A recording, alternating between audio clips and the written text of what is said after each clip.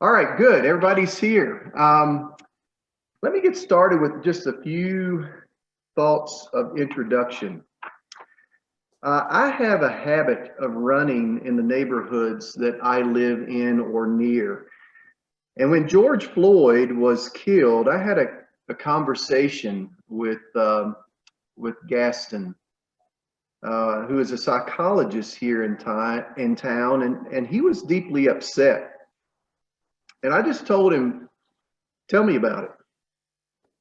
And in some ways, it was there that the idea of having a class like this and an interview time like this kind of took root in me. I wanted Gaston to share it with me unfiltered so that I had a better understanding. And one of the things he said to me is, Dale, I have fears about running on the streets in my own neighborhood. Guys, I've never had fears running on the streets in the neighborhoods I run in, except for old ladies who are driving. Okay, and I'm sure that will be offensive to some. So you can write me a letter. But when I listened to the presentation in the December meeting for Reconciliation and Truth, the panelists, and Jimmy and Shelley were on that panel. The panelists shared a list of things that they wish their white friends would stop thinking and saying. I was surprised by some of it. But when I listened to the stories of racism, of daily fears, of how Black families have to prepare their children differently and have conversations with their children that I've never had to have with my own children, when I heard of the sense of shame that many children have because of the color of their skin, that somehow they're defective because their skin is dark, I realized I did not understand how far-reaching racism is. So I've invited our three guests tonight to help us better understand. And so I invite all of us to listen. And if we have time near the end, I'm sort of doubting we're going to have time to ask additional questions. But if we do, you may ask them. Jimmy and Shelley Moore are very familiar to us at Green Lawn. They are deeply loved by those of us at Green Lawn, and so I'm thankful that they have been willing to serve on the panel. In some ways, they've served on a lot of panels already, and so I'm glad they didn't get panel fatigue. And then Gaston Rougeau Burns is a psychologist here in town. He is someone I utilize to make referrals to for people who may need counseling help. And so I know that he will bring a lot of wisdom and insight to us. So to the three of you, and Gaston, if you don't mind, I'm going to defer to the older people. I like to do that. So that means that Jimmy and Shelley will get first shot at this. Jimmy and Shelley, what is your first memory of encountering prejudice? I'm going to, first of all, apologize to Phil Bryant because he asked me early on to do something like this. And of course, everything was pretty raw. Talked to my family about it, and it was just probably not the right time at that time. So Phil, please accept my apology. But here we are. So God has a way of, on his own time. But I'm going to tell you my first memory as a little boy in kindergarten. I didn't realize why I didn't like school until I started thinking about my time growing up in the little town of Morton, Texas. But I remember my friend named Jerry Joyce. We were out on the playground and something happened where one of my now white friends called us a nigger. And of course, I did exactly what I'd been taught by my mom, and that was to go and report it to an adult. So I went to my teacher and I reported it to her. Well, the little young man who called me that, as we were walking away, the teacher was consoling him and saying, "It's okay. That's what they are." And so that's my first memory of just it happening directly to me, other than just stories that I was told by my mom. Wow. And Shelley? so with us, I mean, of course, me being white, it's a little different, but when Jimmy and I started dating in college, I got a lot of ugly comments from, and we were at Lubbock Christian University, a lot of ugly comments about myself and dating Jimmy, even so much so that one of the professors at LCU let me know that she was going to call my parents to let them know what I was doing. But I let her know that it was a little too late for that. My parents had already disowned me, so it was a little too late for that. But so I guess in our relationship, that would have been the first experiences that I had, the very first experiences with it. Yes. And You know, that's such an interesting point that Jimmy and Shelley bring up, just because being only slightly younger than they are, I grew up in a world where I'd read about racism, but I didn't really think that it applied to me. And I really thought that, like, I guess nobody ever burned a cross in my yard, so I never really thought to myself that this is something that I need to worry about. And then I got older, and then it got weird.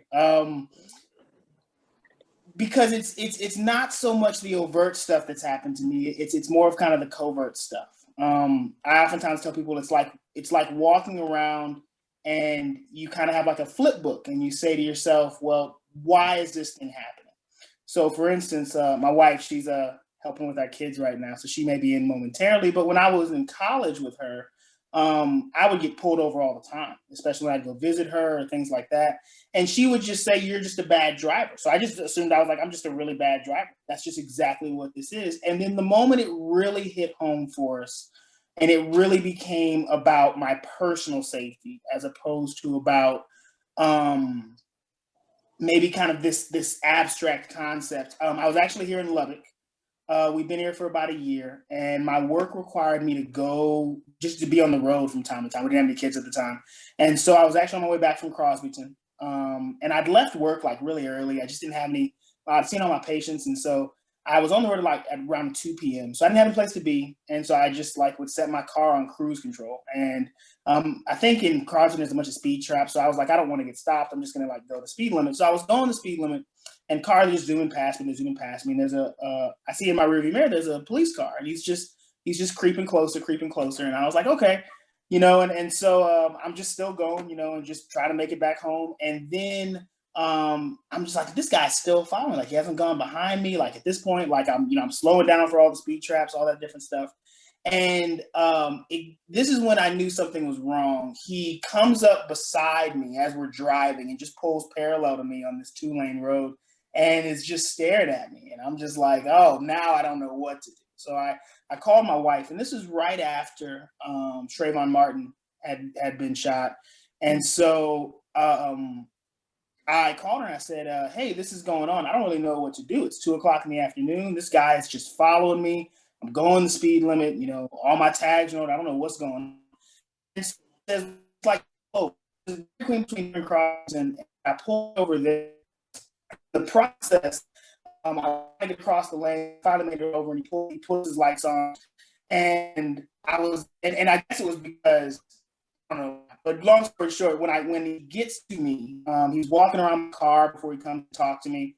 Just kind of this late thing, he's just on speakerphone. And finally, he comes and asks me to roll in the window, and I say, yes, sir, I can help you. And we're talking, and after he asked for my license registration, we've been for about 20, 30 minutes or so. My wife was me to ask him. And I'm like, I'm not going to ask him why he stopped me. But she said, you asked me. So I said, so it was her the phone. I said, hey, sir, why'd you stop me? And he goes, because I looked at you and looked back, and that was his reason. Like, it was just, that was what was going to happen, is that he was like, I looked at you, you didn't look right to me.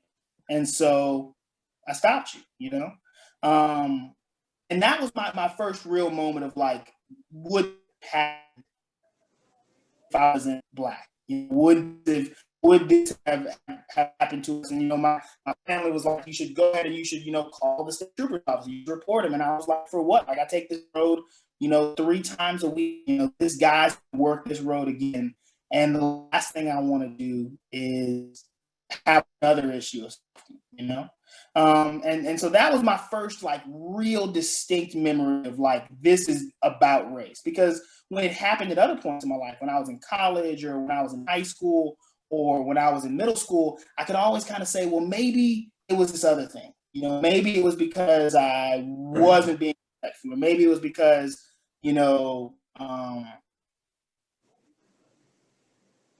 it was dark out, or maybe it was because I didn't live there. There were all these maybes. And that was the first time I really noticed, like, oh, this is because I was Black. You seemed willing to accept other explanations for it rather than the fact that you were Black.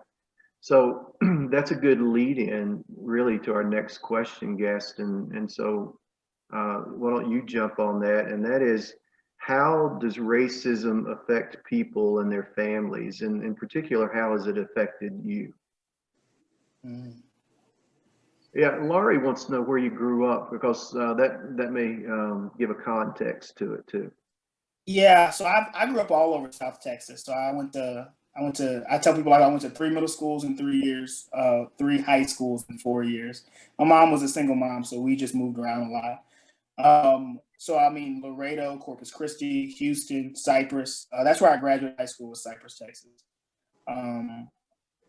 And so in terms of how it's affected my family, I didn't know. I mean, once again, I was an only child for a long time, and so I didn't have anything to compare it to. So all these things that I'm having to articulate were things I just grew up thinking were normal.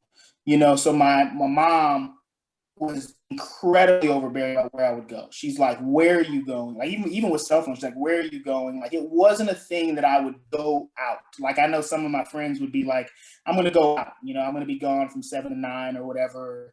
Like, that was never a thing in my household. It was like, you are either at school, you're home. If you're leaving the house for any reason, if anybody's coming to the house, like, you're letting me know. And it was just this sense of like, I need to know where you're at. And if you're not there, this is a huge problem. And then now that I have kids, like Ashley's, my wife is Ashley, she's articulated this to me a lot of just, we are very careful about where we go. For instance, like, my aunt passed away at Alabama, and we were going to go there, and we thought about where we would have to stop to go there. It became a situation of, is this safe for us? Is this safe for me? Things like that. Even just in buying a house, I know all my neighbors, and they oftentimes tell me, like, you're really friendly. And I was telling some other neighbors of mine, because my wife already knows this, but she goes, he does that because it's protective, because he wants you to know that if you see him running, that he's not a stranger, and that most importantly, that he's not here to hurt you. And like, that's real life. Like, that's not just paranoia, but that's what life looks like for me. Like, when I mentioned earlier about the lens I look at life through, neighborhood car pulls up behind me, there's about 3 years before I say, is this car going the appropriate speed? How close am I to my house? How close am I to my phone? What time of day? Kind of looking at all the things, because there's a lot more fear in my daily life than I would like. So your mom was very conscious and aware of the potential dangers for you, and so she watched you pretty closely. Yeah. Mm-hmm. Mm-hmm. Jimmy and Shelley, how about you guys? So I would agree with what Gaston just said. There's a lot more fear that we deal with that probably a lot of y'all deal with. We've moved into neighborhoods, and Jimmy has sent out, a Facebook post or something to the neighborhood saying, "Hey, just want to let you know we're new to the neighborhood. So if you see big Black guy around the neighborhood, you'll just know that I live at so-and-so address," and that sort of thing. And most of you probably don't announce your, don't feel the need to announce your presence when you move into a neighborhood. There's always been like Dale mentioned earlier, discussions with our kids and discussions with our family that most people don't have to have because we're trying to be protective. You know, Jimmy has been stopped multiple times. I can't even count the number of times. And I'm a good driver. Yeah. And it's not because he's driving badly. It's because of the color of his skin, and stopped and wanting to know why he's here in both good neighborhoods and in what people would call bad neighborhoods. So in either side of it, it doesn't matter. It doesn't matter if he's over by Estacado High School or he's by Friendship High School. It's the same problem because of who he is. So there's a lot of fear. There's a lot of anxiety. There's a lot of and really trying to explain that to, you know, one of my vivid memories of being pulled over, of course, like Shelley said, it was me. But I remember we had gone out of town, maybe San Antonio, and of course we had made it back to town and we were going somewhere else. And you got to understand too, I know a lot of the law enforcement people from back in the day because I worked at the sheriff's department early on in my life. And so light's green, I go through the light, I pass an officer, and I'm going, I think it was 45 was the speed limit, and I'm going 40. And I've been driving for 7 hours that day. And this guy just gets behind me, officer, pulls me over. And that was one of those days that I had been tested. You know, usually I just kind of go with the flow and I know what's going on. But that day, and I think in particular, because I had my kids in the car, my mind was set on, this is what they're going to have to live with, you know, no matter if they were interracial kiddos, if they were black kids, this is something that they have to face. And so they're wanting to know, why was their dad pulled over? And of course, Shelley's doing her normal to me and trying to hold me, to calm me and soothe me down. And I just asked that day, I was like, what did you pull me over for? And he said, I clocked you, and he didn't have a device because I passed him, but he was using some type of logic, 1001, 1002, or whatever they use.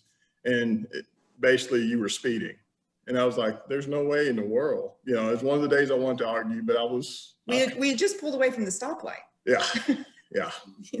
There's no way. But anyway, those are kind of the things that then you try to explain to your kids later on. And of course, at that moment, they do not understand.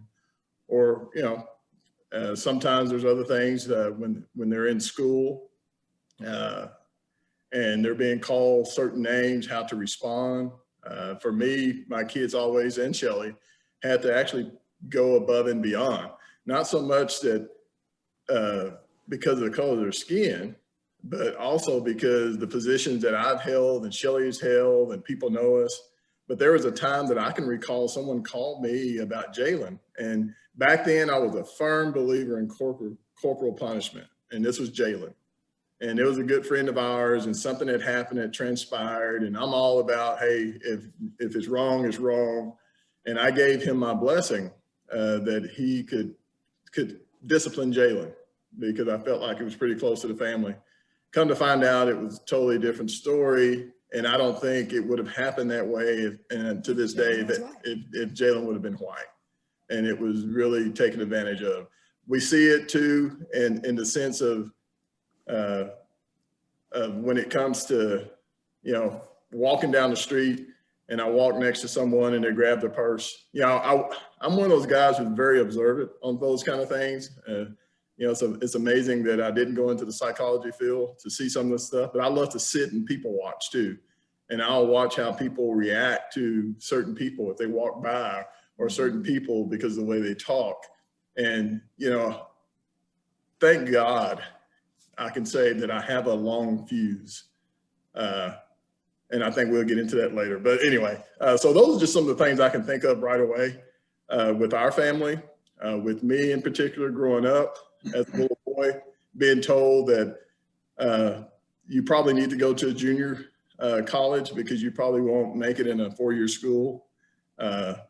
You know, so I've seen it in education where kids of color who have been treated, and I have to be in the middle of this, been treated differently because of the color of their skin. So they've been treated more as an adult instead of as a kid, expecting them to expectations above and beyond of someone else, or just assuming because they come in that they're going to cause trouble. And of course, there's plenty of studies to that. So I've been on it on the educational side. Even with, here's another one with family with Jalen. I remember a teacher getting on to Jalen because he didn't answer the bonus question. Jalen refused to answer the bonus question. You know, I don't know how many teachers get on, but she came to me and said, he refused to answer the bonus question. What she did not know is that I knew that the bonus question, this is a college algebra class or a trig, I can't remember which one. And the bonus question was, who won the game last night between the Dallas Cowboys and so-and-so, so-and-so? Had nothing to do with math. And that was the bonus question. So first of all, she was messing with an educated person who knew better. And I looked at her and I was like, so what did this question have to do with math? And it was just one of those blatant things, just because she assumed that he was a African-American kid, that he stayed up at night and watched sports. And if you know Jalen, he doesn't watch sports. He played it, but he will not watch it. But just the assumption that he would know that the answer to a question that had nothing to do with math. So that's one of those subtle things when Yeah. you ask that question, Dale, and you may say that later, but that's one of those subtle, you know, it's like those little things that's like, this has nothing to do with, this is just a race issue. This has nothing to do with anything else. Well, that's been one of the interesting things to me in my own listening, is that the racism and prejudice is not always obvious. Sometimes it's very subtle, and it may not even be apparent to the people who are doing, who are displaying. I mean, just like you were talking about, you know, walking by a woman who clutches her purse more tightly, unconsciously perhaps. And so there are subtle ways that it shows up and is revealed, and you notice it. Yeah, and Dale, I wanted to add something real quick, because I think that something that I know me and Jimmy and Shelley touched on is just kind of like getting stopped by the police and what that looks like. And it's people all the time say, well, if you just do what the police say, like everything will be fine. And I remember this is when things began to turn for me, but like when I was in grad school and there's like a 7 to 9 hour drive between where I was going and where my girlfriend and my wife was in Denton. And I'd go visit her. And I remember being stopped in Oklahoma, and the officer stops me and he's like, license, registration. And then he's talking and he's like, where are you going? And, you know, he's asking for basically my resume. He's like, you know, where'd you go to college? You know, what are you doing over here? And we're kind of going through my life story, basically, just on a whim. And at one point, he looks up at the sky and he goes, it's getting dark. Can you go sit in the car with me? And I was just like, okay, like, you know, he's a police officer. Like, this guy's trustworthy. Like, of course, this is a natural thing. And I remember talking to my dad after I got off the call, and he was like, what? You know, that like, I was just basically in the passenger seat of this guy's car because he had explained to me that he was afraid it was going to rain. And then, like, you just kind of realize that, like, no amount of, you know, compliance saves you from this. You know, there's no amount of, well, if you just tell the truth, you'll be fine. Like that. Sometimes we tend to live in that world where the truth always wins out, and that's not always the case. So there's some assumptions that may be naive assumptions for people like me about what you experience, and may come back and say, hey, yes, and if you just do the right thing, it'll all work out, when that may not be the case at all. Thank you. Next question.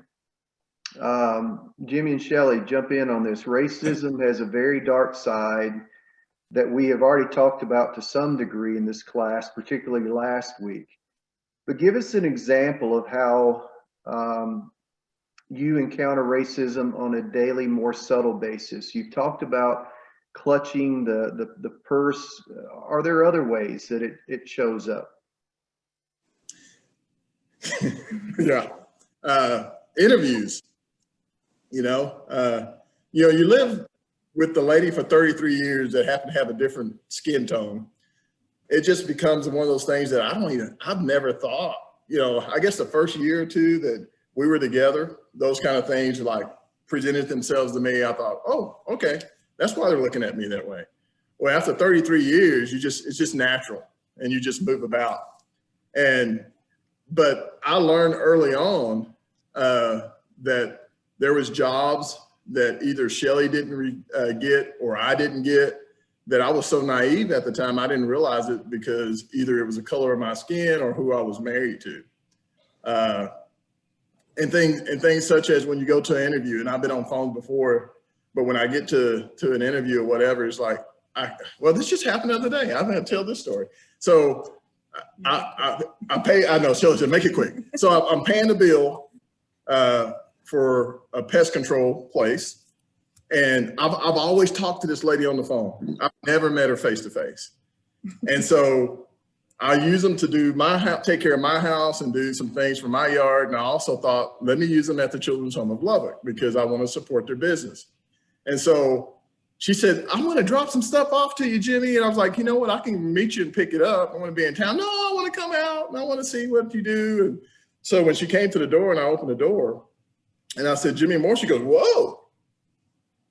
I wasn't expecting to, and I was like, see a man, 6'7", 6'4", because I always want to make light of it to get them off the hook.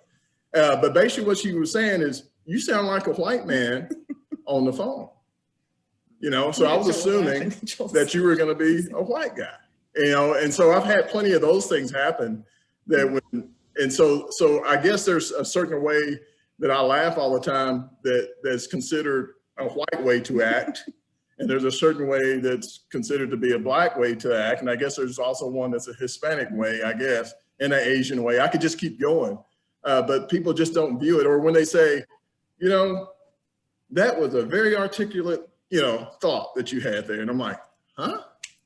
Why does that you didn't say that to so-and-so who just was on the panel and spoke. So in ways, it's a praise that they're giving people of color a praise, but to people of color, it's like, so you don't expect me to have a little bit of education or a lot of education? So it's just a subtle way. And I don't really get upset with people about that anymore. The way I deal with it is, and Shelly will tell you, some guy who worked with me for 4 years once said to Shelly, why does Jimmy always talk about color, about black and this and whatever, and make jokes about it, and Shelly says, because he's trying to ease you into being comfortable around him.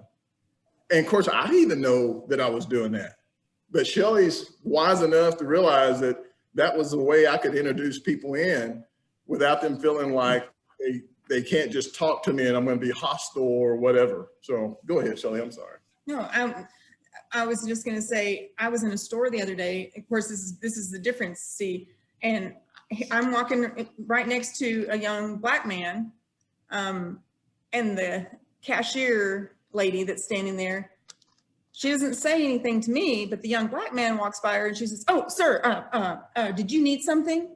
And I thought, why didn't she ask me, did I need something? And of course, I wanted to rip her head off, which was not appropriate, clearly. But I just felt for that kid because he was just walking by just like I was. He wasn't doing anything different than I was. And that was another one of those kind of clutch your purse kind of things. But I felt so sorry for him. It just broke my heart because I know that it happens all the time to my own family. And I hate that. And back when we used to write checks, y'all remember those days when they would accept a check? I would always be the one to get ID'd.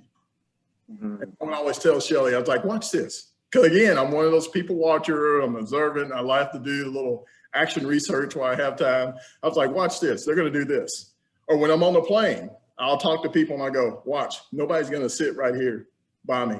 If it's not gonna be a full flight, people are gonna pass me and look over me and everything else because I guess I'm intimidating, I don't know. But it usually tends to, so I do those little studies and I go, wow, is it really that bad? So those are some of the things that most people wouldn't catch, but I catch right away. And so I'm not sitting on the bus and going to the back, I'm sitting on the plane. And a lot of times I'll just go ahead and go all the way to the back because everyone else wants to get off first. I'll just go to the back and be like, you know what? I'm not gonna have to put people to the test today. I'm just gonna go sit down and get my seat. So, but again, those are some of the ways that we can think about. Gaston, subtle ways it shows up.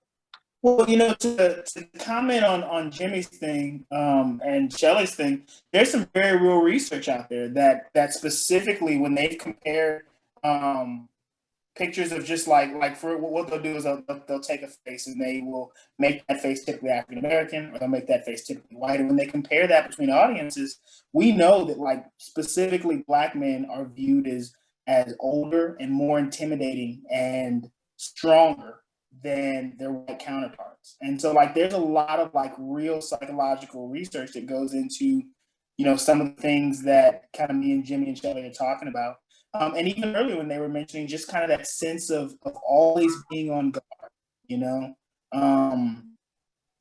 if I were to kind of make this real, there's not a day goes by that I don't think about this, or that it doesn't come up in some way, or that I'm not aware of it. A story my wife likes to tell is when we used to live in Mansfield, when I was doing my postdoc, there was a basketball court right by my job, and I'd go play.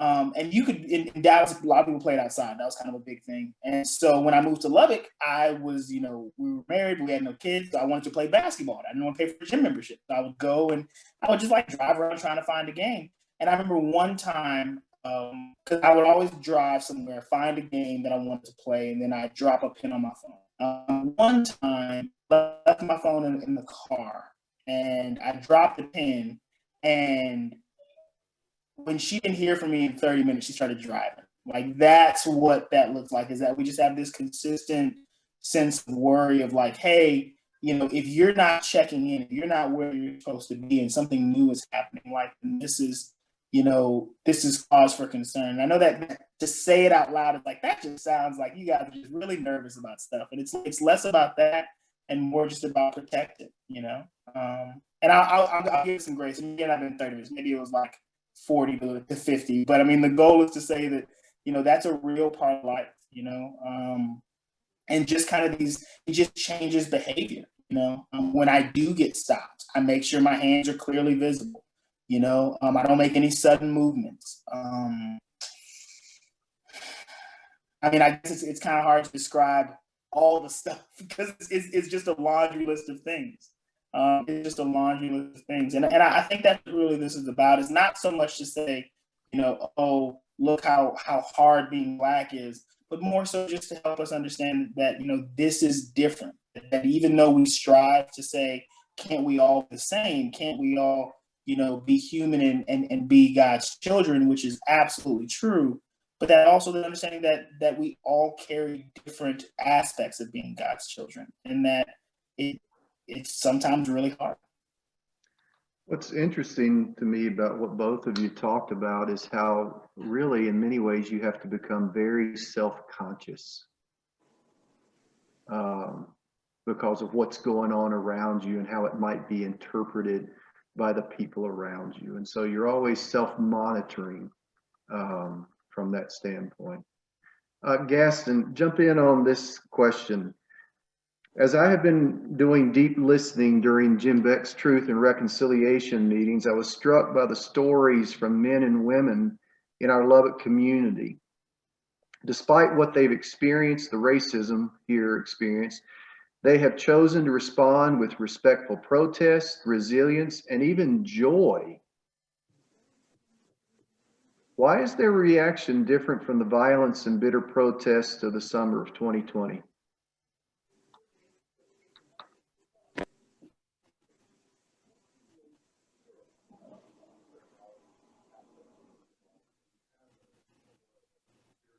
There's a little bit of politics in that question, so I have to address that first. I think that part being that depending on what you expect from protests,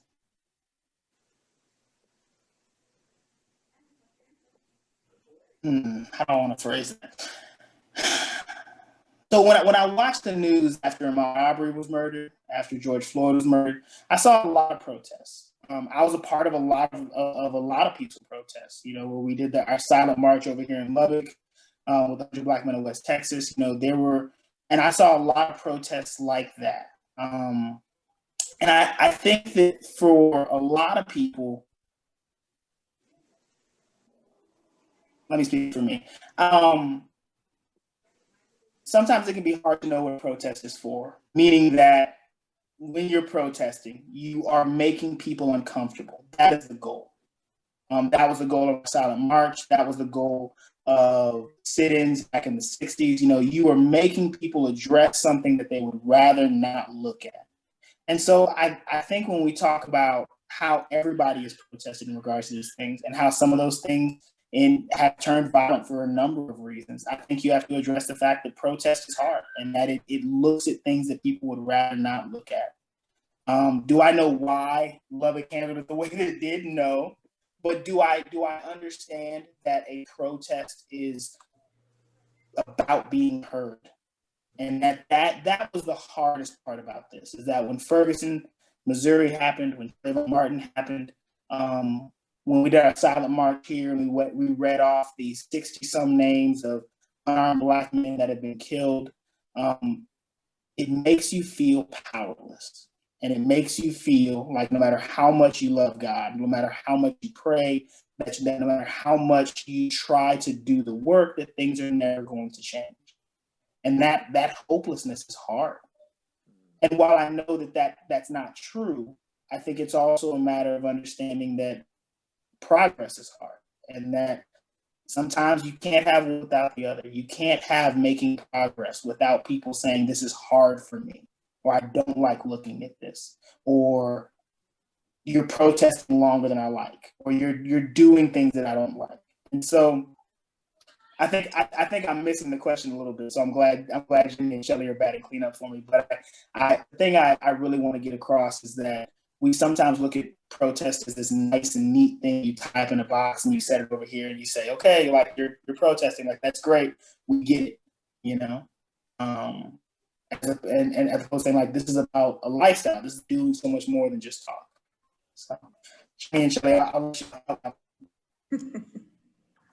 let you Shelly's gonna back cleanup. I just going to throw this out there, give you an idea. You know, first of all, you know, I think there's some fear in this part of the country at times. I feel like even when there's people want to put on a rally for certain things, it's always viewed as a negative. If you remember how poorly, and I'm going to say this, and I may upset some people, but how poorly those tech athletes were treated. Football was made to be above a movement to protest. Why aren't they in practice? You know, that's why we lost the game. I'm never going to another football game again. Like, really? Are we really going to put these two together? It wasn't about people skipping practice for the sake of just skipping practice. I have to applaud those coaches because they did something that we hadn't seen here in the West Texas area, and allowing athletes to be who they are at that moment. And that wasn't to be football players, that was to be people who happened to share the same skin tone as some folks who had been killed for unlawful reasons. And I say that because it happened even with the home. People I dearly love.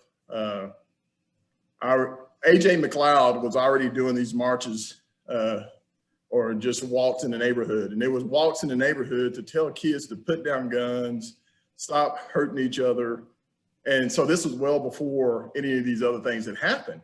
And what's sad about it, it was quiet. Lubbock hadn't really spoke out about it. So he was doing this stuff well before all the things that we saw going around the world. And this young man, during all this, you know, I remember watching it and going, okay, that's AJ, great job. And now he's writing editorials to the newspaper about what it's like to be a Black man and everything else. And I'm like, wow, because I know how he grew up. Well, lo and behold, all the stuff happened in Seattle, I guess, or Portland, and someone heard that there's a march going on the east side of Lubbock. So some person, one of the guys who I work with, and I had to talk to him about it later, he called another guy and said, hey, do you think we need to go out to the campus and lock down the campus? And I was like, wow, we have totally missed the mark. It made me mad enough, to be honest with you, that I wanted to go throw a bottle. But I would rather meet people face to face and talked to them. I was like, do you realize that they've been marching over there for months before all this other stuff went on? Do you realize they've been marching because they're trying to weed out crime in their own neighborhood? So they're taking a stance. This has nothing to do with innocent people in other states in this country being murdered. I was like, this has to do with trying to take care of kids in this community. Prior to that, I guess we didn't really see our fellow brothers of different skin colors or skin tones, maybe a few that were out walking too. But Jalen brought this to me. He said, Jalen happened to be in town from California, and he went out and walked with AJ. He knows AJ, he knows the coaches on the east side. He went out and walked with him. He said, I was walking and I realized as I looked around, there was people of all colors, which was great to him. But he said, how do you think those people felt in the neighborhood while they were walking? You know, are they going to come back later and walk in the neighborhood or a peaceful march? He just felt like, did they feel like it was intrusive for them to be in the neighborhood? I say all that because I really think if we were in a different part of the country, as much as we have strong Christian beliefs, but if we had someone killed here in Lubbock County, that was well-known kid doing what they were supposed to and doing it right, it could have easily been Lubbock, Texas. Where I would have stood with that, I think I've always been taught to treat people with kindness and try to do what's right. I think that's a strong sense that we get in this part of the country. Some folks will say it's because of the Bible Belt, we'll never be that way. But I'm gonna tell you, that belt is starting to stretch. We're starting to see things that we never thought we would see even in this part of the country. I know some people who were on the loop during the Trump rallies, and I'm not a politician, and they were out just trying to get from point A to point B, and they were people who love all people, and they were treated so disrespectfully, being flipped off and cussed out and called all types of names, and they didn't have to make that stuff up. So as much as we've seen explosion throughout the country, it could have easily been here, but I think a lot of it is that sometimes we feel so far away from it that it just really doesn't touch home for us. But Shelley, this is Shelley's question that she's been wanting to jump into, I think. No, I may be wrong. No, I just said that I think that a lot of the reason why it's not so much that we are very upset, but personally, I think we have felt like people really didn't care here, to be honest. So yes, there have been some people that have spoken out or protests and that sort of thing. But for the most part, in this area, I feel like we have just, in general, people just take this attitude of like, it really doesn't happen here. It's not really going on. You're just, you're being sensitive, you're whatever. And so people they're not willing to step out and speak loudly about these things because of fear and just lack of people's concern. And I've explained to folks before, I've had a great uncle who was lynched. I've had another uncle who didn't get medical treatment because of the color of his skin, that had a disformity to his hand for years, just because back then they wouldn't treat a person of color. Then I can take it to today where Jalen had a patient who didn't want him to treat him because of the color of his skin. And so this has been there. It just it's just a little different. We go from being lynched to not being able to get medical treatment to not wanting you to treat me because of the color of your skin for medical treatment. And so it's been here all along, but Shelley hit the nail on the head, is that I just don't think that we feel like it really happens here, because what we get sometimes is, really, Jimmy, that really happened to you? You never told that story. Well, the reason why I hadn't told that story is because, it's been one of those things that I have. Trauma is something else, y'all. Believe me, I'm 50-something years old. And the older I get, the more I can recall of some of the things I went through. And sometimes I'll wake up in the middle of the night and go, wow, I really let them do that to me? Or I really let them treat me that way? because at the time I didn't realize what I was going through. And that's from the education system to jobs, to you name it. And so I don't know why people didn't protest when I was growing up, because of the division we had even in school. Although we were all, by the time I came to school, we were all, desegregation had taken place, but at the same time within the courses, I can recall being in there with all minorities in the classroom and being called the low group, the middle group, and the high group. And I was like, how in the world did we get away with just saying low group, middle group, and high group? It wasn't even a bird. It wasn't even the bluebirds and the red birds and everything else. But I have to say that fortunately, I've had people of different color, and this is where I have to come back around, who were Christian people who stood in the gaps at times that I was growing up, and I didn't realize they were standing in the gaps for me and protected me because of the color of my skin, and they happen to be the opposite color. And some of you have heard me talk about this before, but I'm like Shelley, it's here, but we just tend to ignore it and say it's not. One of the things I find remarkable in listening and learning more that I've come to realize is it really is remarkable self-control.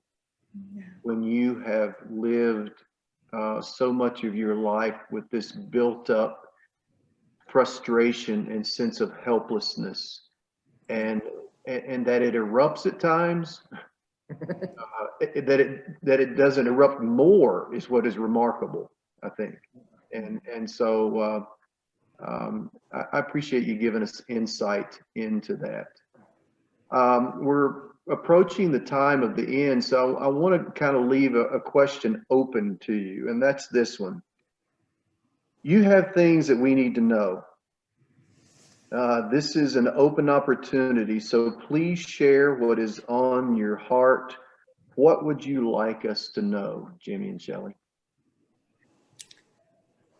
I would like you to know that racism will not be stopped by people of color. It is people who look like me and some of you on the screen that have to stand up. We have to stand in. We have to be the ones to say, no, that's not okay to treat somebody that way. We have to be the ones to do it. Jimmy can speak all day long about all the things that he's gone through in his life, and he can tell you every last story. But if you let someone that looks like us treat someone that looks different poorly, then you let them down. It has to be us that we have to be the ones that do it. And we should be the ones that are angry because they're being treated that way. They're our brothers and our sisters and our friends and our people. It shouldn't be okay with us. We shouldn't be so willing to sit by and let people that look like Joel and Gaston and whoever else that are on here, they shouldn't have to go through that. We should be there to stand up. I don't know. I'm just very passionate about that. It's very upsetting to me. We've been told as a people, and as a people of color for so many years, that we're not worthy. And this is what I want you to hear, that people of color have come to believe it. It's a self-fulfilling prophecy. You've been told over and over again, and you finally start to believe it, no matter what you do in your lifetime. Because I'll be honest, what people probably say is that it sure is better than when so-and-so grew up. And I know for a fact, like I said before, my grandfather calling people about Mr. So-and-so and calling people, that's people who were white, but people who were a color, he just called them by their name. That's self-fulfilling prophecy. And the last one I'll tell you that makes me really believe that is when I was dating Shelley, give you a strong glimpse at it. Shelley had told her aunt that, hey, I'm dating this guy and he's a black guy. And so her aunt happened to have a housekeeper who was black, her Aunt Nan. I love the lady to death. And Aunt Nan was trying to get prep for me because she didn't know how to respond. And I don't expect everybody to respond because Jimmy's coming to dinner and in the way that I see it.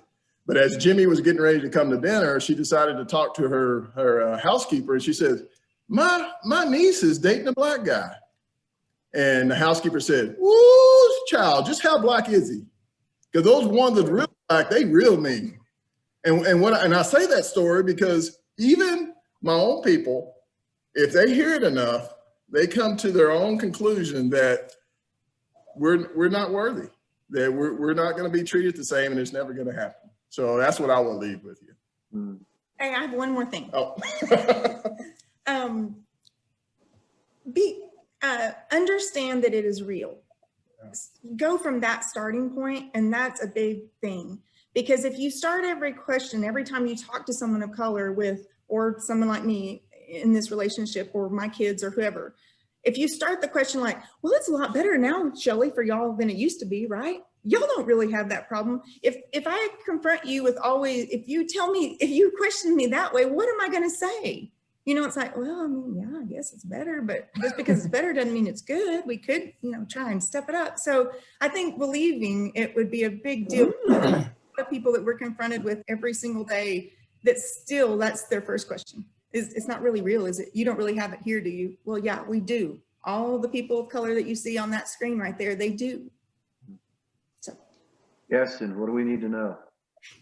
The thing I felt for a long time is that, I was baptized in Church of Christ. Like I've done this for a while. My wife and I, there's not a lot of sermons we haven't heard, and the hardest part has been watching a lot of my friends and people who I grew up with almost have this blind spot in their spirituality, where we're just like, hey, I love Jesus, and I'm here to follow the commandments, to love the Lord your God with all your heart, soul, mind, and strength, and to love your neighbor as yourself. And I've watched people say, like, I'm here to give, and I'm here to show up on Wednesday nights and Sunday nights, and I'm here to go to Bible class, but I'm not willing to do this thing. And they don't say it explicitly, but it's in those actions. It's in the jokes you make. It's in the jokes you allow to be made around you. And most importantly, what I tell people is that this is an interpersonal thing. And the way that we solve this, the way that we make progress with this, is that you're a reflection of the 5 people you spend the most time around. And I tell people, and I got that from somebody else, but I find it really true, of just like, who's your circle? And does your circle include people of color? Does your circle include Black people? Because having a venue like this is good, and doing this work is fantastic.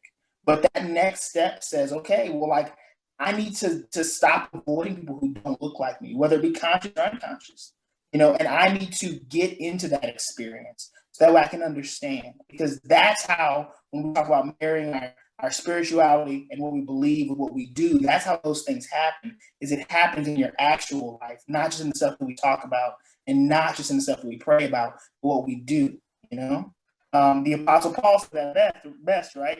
Faith without works. Meaning that it's not one without the other, but that both of these things in tandem, my faith in what I believe and my belief that God wants me to serve others, needs to be acted out. And I think that sometimes, even me, especially me, I miss that. And I know that other Christians do too. And I want us to stop missing that. Hey, Dale, one more thing I would say is, I'm not in the business of guilting. Mm-mm. That's not anything that I would think a person of color is trying to do. We're not trying to guilt people. It's heavy enough as it is.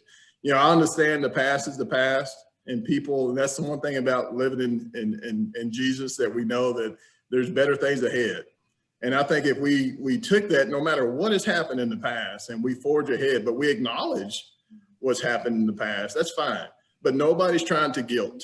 Jimmy's not getting paid anything because someone's going to be guilted or anything at all. And so that's one of the things that I hear a lot too, is like, well, I can't say anything. I had one of my employees, Jimmy, if I talk about this, I'm bad. If I talk about this, and I was like, so now you know what it feels like to be discriminated against. And that's all I said.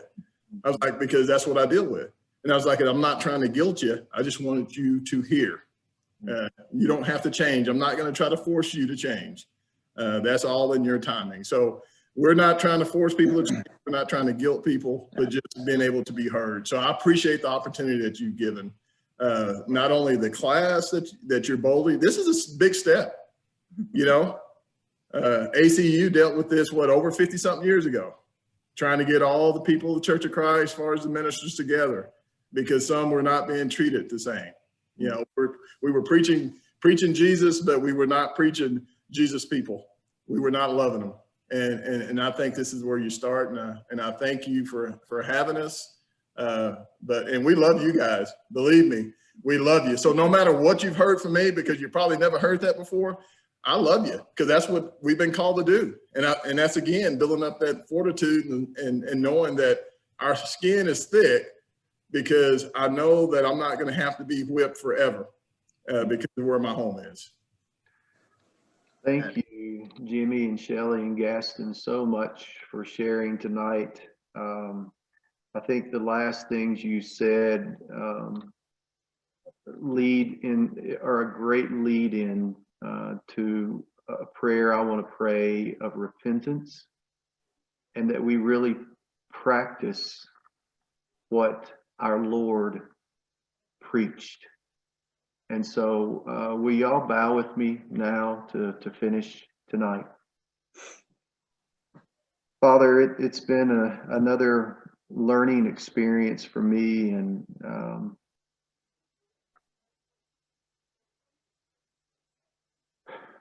there are times it just makes me really sad. I just want to pray, Father, that as your people, we really live as your people.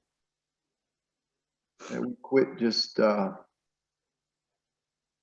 settling for church speak, and we really put into practice the love of Jesus Christ. That we see people the way Jesus sees people. Yes. We love people the way Jesus loves people. That we don't allow artificial barriers to separate us. And I'm sorry, Father, for our forefathers and those of us today who have allowed that to continue. And I pray, Father, that in this class there will be people who will be courageous enough to speak up and not to allow racism or prejudice or snide remarks that are made to continue, but that, as Shelley said, those of us who are a fair skin will be vocal in changing this, and may it start with your people. Thank you, Father, for hearing this prayer. We're here for you to work through us and work in us. It's in Jesus' name we pray. Amen.